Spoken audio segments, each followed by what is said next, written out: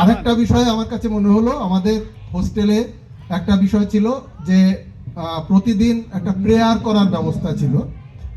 সেই প্রেয়ারে আমাদের যদি সূর্যোদয়ের আগেই প্রেয়ারটা হতো এবং সেখানে প্রেয়ারে যদি অনুপস্থিত কেউ থাকতো সেখানে তাদেরকে মিল অফ করে দেওয়া হতো, সিস্টেম ছিল।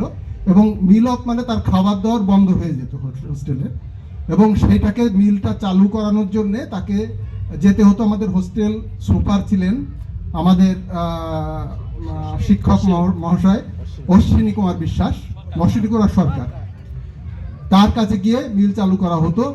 এবং এই ঘণ্টার ধ্বনি, এবং আমি যেহেতু মেস ম্যানেজার ছিলাম বেশিরভাগ দিনই, আমার উপর কয়েকজন বেশ ক্ষুব্ধ থাকতো যে মিল অফ করা হতো, এবং আমি খুব এটা করা ছিলাম একটু, তারা এই উঠতে পারতো না, মিল অফ হতো, বারবার যেত, আমার উপর বেশ একটু ক্ষুব্ধ ছিল তারা।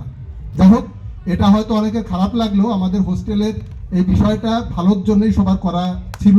এবং আমাদের নোহাটা থেকে যারা আমরা সেই সময় বেরিয়েছি, আমার মনে হয় প্রত্যেকেই ভালো প্রতিষ্ঠিত। এখন সে চাকরি ক্ষেত্রেই হোক, ব্যবসা ক্ষেত্রেই হোক, আমার মনে হয় প্রত্যেকেই প্রতিষ্ঠিত। আমাদের সেই একটা ভ্যালু ছিল, সেই হিসাবে আমাদের তখনকার দিনের আমাদের শিক্ষক মহাশয়েরা যেভাবে আমাদেরকে গাইড করেছেন সেটা ভোলার নয়। নোহাটা স্কুল আমি জীবনে ভুলতে পারবো না কখনো, এইটা আমার স্মৃতিতে ছিল। যাই হোক, অন্যদের আমি এবার আরও কিছু স্মৃতি যদি কিছু থাকে তাদেরকে শেয়ার করার জন্য অনুরোধ করছি।